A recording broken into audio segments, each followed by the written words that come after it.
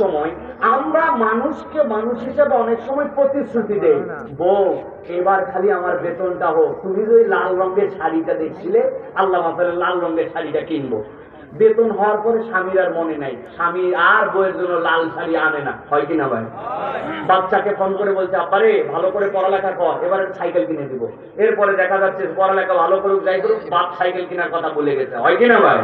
বাচ্চাকে ফেরার সময় বলছে, আব্বা দুষ্টামি করিস না, আসার সময় চিপস নিয়ে আসবো, বাপ চিপস চকলেট নিয়ে চলে আসছে। দুনিয়াতে মানুষ এরকম মানুষের জন্য প্রতিশ্রুতি ওয়াদা করে কিনা? কিন্তু আজব ওয়াদা আজকে আমরা একটা শুনবো, যেই ওয়াদা মানুষ মানুষের সাথে করে নাই। আল্লাহ রাব্বুল আলামিন বলছেন, দুনিয়ার মানুষের জন্য আমি স্বয়ং আল্লাহ আমার গোলামের জন্য 5টা ওয়াদা করতেছি, যেই 5টা ওয়াদা ওই বান্দারা 5টা শর্ত যদি পূরণ করে, আমি তার দুনিয়া আখিরাতের সব কিছু দিয়ে দেব। ওয়াদা করতেছেন কে? করে বলতে হবে কে? ও ভাই, তারা বসে আছে ওনারা বাদ, খালি দাঁড়ানো লোকজন বলেন ওয়াদা করতেছে কে? এবার বুঝে থাকতে বলেন, যে ওয়াদা করতেছেন আল্লাহ, এই ওয়াদা কবুল করবে কে? আর এই ওয়াদাটা করতেছে কাদের জন্য? আমাদের জন্য। বলেন আমাদের জন্য। আমরা ইমানদার না? আল্লাহ তো আমাদের জন্য ওয়াদা করতেছেন। তাহলে এই 5টা ওয়াদা শুনবো এবং মানার নিয়ত করব এবং চলে যাব। রাজি আছি ইনশাআল্লাহ? তাহলে বিতাড়িত শয়তান থেকে আশ্রয় প্রার্থনা করে সমস্বরে একযোগে আমরা সকলে পড়ি, আমার সাথে পড়েন, আউযু বিল্লাহি মিনাশ শাইতানির রাজীম। বিসমিল্লাহির রাহমানির রাহিম। ওয়াদাল্লাহুল মুমিনিনা ওয়াল মুমিনাতি জান্নাতিন তাজরি মিন তাহতিহাল আনহার أنهار خالدين فيها ومساكن طيبة في جنات عدن ورضوان من الله أكبر ذلك هو الفوز العظيم।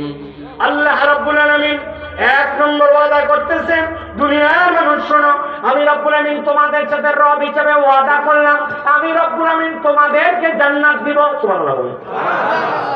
আল্লাহ বলছেন, ওয়াদাল্লাহুল মুমিনিনা ওয়াল মুমিনাত, তোমাদের রব যত মুমিন পুরুষ আর মুমিন নারী তাদের সাথে ওয়াদা করতেছেন, জান্নাতিন তাজরি মিন তাহতিহাল আনহার, এমন একটা জান্নাত দুনিয়ার বুকে যখন তুমি চলাফেরা করেছো, হয়তো মাটির উপর দিয়ে চলেছো, নয়তো অন্য কোনো উপায় অবলম্বন করে পানির উপর দিয়ে চলেছো, অথবা তুমি বায়বীয় পদ্ধতিতে আসমান দিয়ে ঘুরেছো, কিন্তু আল্লাহ বলতেন, ইমানদার আমি তোর জন্য যে জান্নাত দিব, তাজরি মিন তাহতিহাল আনহার, নহর 1 বচন, নাহরান 2 বচন, আনহার হচ্ছে জমায় তাকসীর।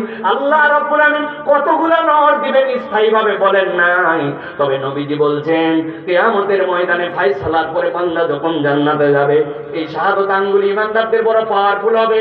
এই শাহাদাত আঙ্গুল ইশারা দিয়ে যখন সে নড়াচড়া করবে, জান্নাতে তার পায়ের নিচে যে নহরগুলা থাকবে, যে নহরের উপর দিয়ে সে ঘোরাফেরা করবে, ওই নহরগুলা আঙ্গুলের ইশারাতে ওই জান্নাতীদের কথা মতো তার জান্নাতে পিছে পিছে ঘুরে বেড়াবে।